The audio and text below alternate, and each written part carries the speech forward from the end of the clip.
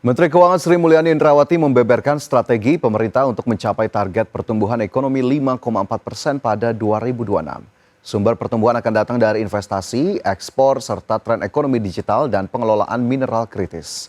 Dalam konferensi pers RAPBN dan Nota Keuangan 2026, Sri Mulyani menegaskan bahwa pemerintah akan terus menjaga iklim usaha yang kondusif dengan menyiapkan berbagai insentif fiskal. Selain itu, pemerintah menyoroti peluang ekspor Indonesia, termasuk perjanjian dagang internasional seperti Indonesia-European Union Comprehensive Economic Partnership Agreement atau IEU-CEPA hingga rencana kerjasama dengan Kanada dan negara lain diyakini akan memperluas diversifikasi pasar ekspor.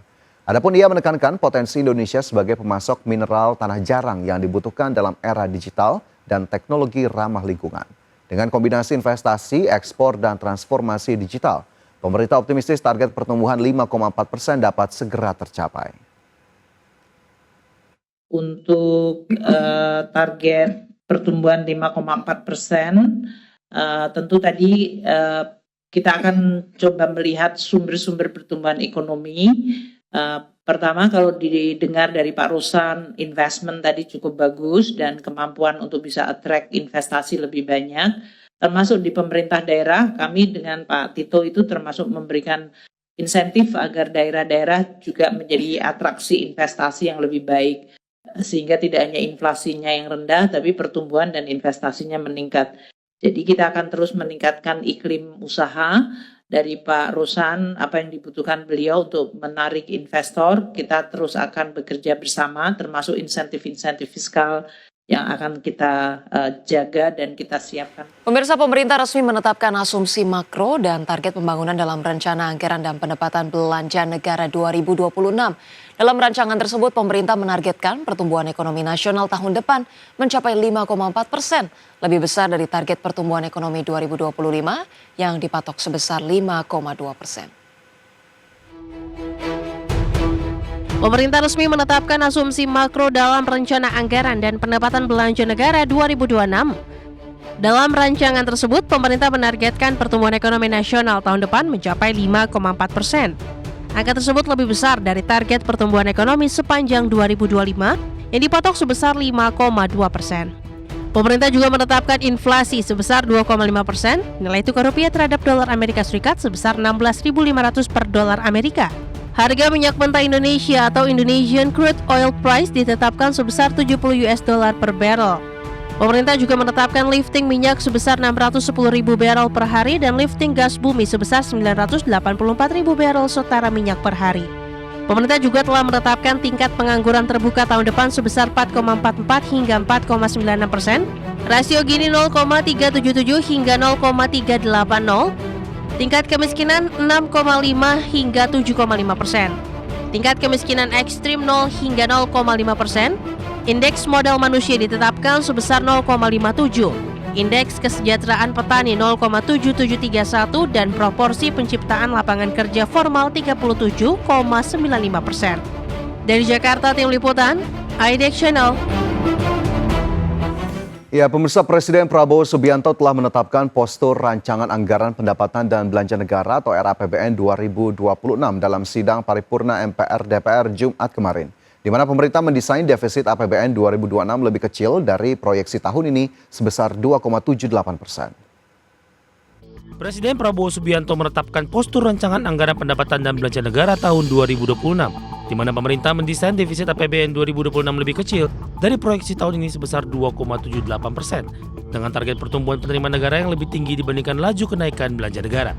Pemerintah menargetkan pendapatan negara pada tahun depan mencapai 3.147,7 triliun rupiah, atau naik 9,8% secara tahunan. Pendapatan negara tahun depan ditopang oleh target penerimaan pajak 2026 senilai 2.357,7 triliun rupiah, pendapatan kepabeanan dan cukai 334,3 triliun rupiah, serta penerimaan negara bukan pajak atau PNBP 455 triliun rupiah. Sementara itu, belanja negara atau besaran APBN 2026 ditargetkan menembus 3.786,5 triliun rupiah, atau meningkat 7,3% yang terdiri dari belanja pemerintah pusat senilai 3.136,5 triliun rupiah dan transfer ke daerah sebesar 650 triliun rupiah. Adapun pemerintah juga mendesain keseimbangan primer negatif mencapai 39,4 triliun rupiah pada 2026 Dengan demikian, defisit APBN tahun depan ditargetkan sebesar Rp638,8 triliun atau setara dengan 2,48% terhadap produk domestik bruto tanah air. Berbagai sumber ada Exchange. Pertama pemirsa, Presiden Prabowo Subianto untuk pertama kalinya memimpin upacara detik-detik peringatan kemerdekaan atau Hari Ulang Tahun Republik Indonesia di Istana Merdeka pada 17 Agustus 2025. Ya, di mana upacara perdana bagi Prabowo sebagai Presiden Indonesia ini semakin istimewa karena bertepatan dengan peringatan Hari Ulang Tahun Republik Indonesia ke-80. Presiden Prabowo Subianto untuk pertama kalinya memimpin upacara detik-detik peringatan kemerdekaan atau Hari Ulang Tahun Republik Indonesia di Istana Merdeka pada 17 Agustus 2025, di mana upacara perdana bagi Prabowo sebagai Presiden Indonesia ini semakin istimewa karena bertepatan dengan peringatan HUT RI ke-80 tahun. Mengusung tema upacara Bersatu Berdaulat Rakyat Sejahtera Indonesia Maju, Prabowo menyiapkan upacara sekaligus pesta rakyat perdana bagi masyarakat yang beruntung mendapatkan undangan, sekaligus mengikuti upacara pengibaran bendera merah putih di Istana Merdeka dan masyarakat yang memadati kawasan Monumen Nasional di Jakarta. Mengenakan pakaian adat Melayu, Prabowo memimpin upacara detik peringatan kemerdekaan RI sebagai inspektur upacara, di mana sejumlah detail menarik terekam dalam upacara detik-detik pengibaran bendera merah putih. Salah satunya ialah saat Prabowo terlihat mencium bendera merah putih usai diserahkan kepada pasukan pengibar bendera pusaka yang bertugas membawa baki Bianca Alessia Cristabella. Kemudian pada malam harinya, pemerintah juga akan menyiapkan pesta rakyat bagi masyarakat yang mengikuti upacara pengibaran dan penurunan bendera di Istana Merdeka, serta yang berada di kawasan Monas dengan menyuguhkan beragam festival konser, termasuk disediakan hidangan gratis yang melibatkan pedagang kaki lima di sekitaran kawasan tersebut. Dari Jakarta, tim liputan Adex Channel.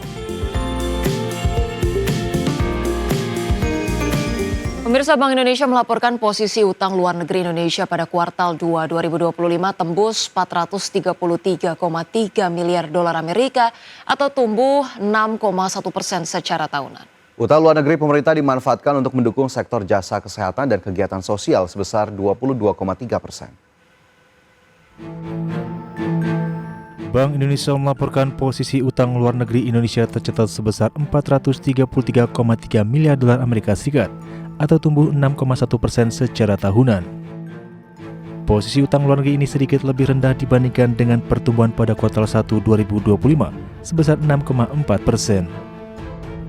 Adapun WLN pemerintah pada kuartal 2 2025 sebesar 210,1 miliar dolar Amerika Serikat atau tumbuh sebesar 10% secara tahunan, lebih tinggi dibandingkan dengan pertumbuhan pada kuartal 1 2025 sebesar 7,6%.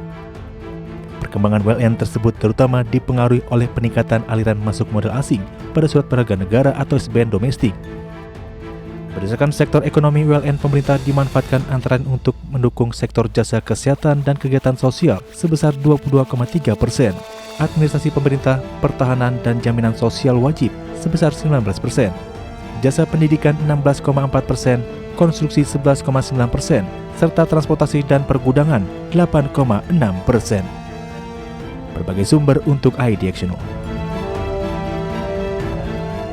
Baik, itu dia tadi kalau kita lihat optimisme terkait pemerintah kemudian menaikkan target pertumbuhan ekonomi dari 5,2% ke 5,4%. Kalau kita lihat beberapa tahun lalu gitu ya, ini kayaknya memang cukup cenderung stagnan di angka 5%. Tapi kita lihat saja kalau memang dinaikkan jadi 5,4%, roadmap sepanjang tahun 2026 ini kalau memang sudah ada narasi-narasi positif yang dihadirkan, tinggal eksekusinya nih seperti apa gitu ya. Ya, setuju sekali, target-targetnya sudah dipasang, terutama kemarin juga cukup menarik dalam pidato penyampaian nota keuangan dan juga APBN 2026 ini Presiden Prabowo Subianto juga menyatakan akan terus berupaya untuk menekan defisit dari APBN bahkan bisa menyentuh 0% di tahun 2027 dan 2028.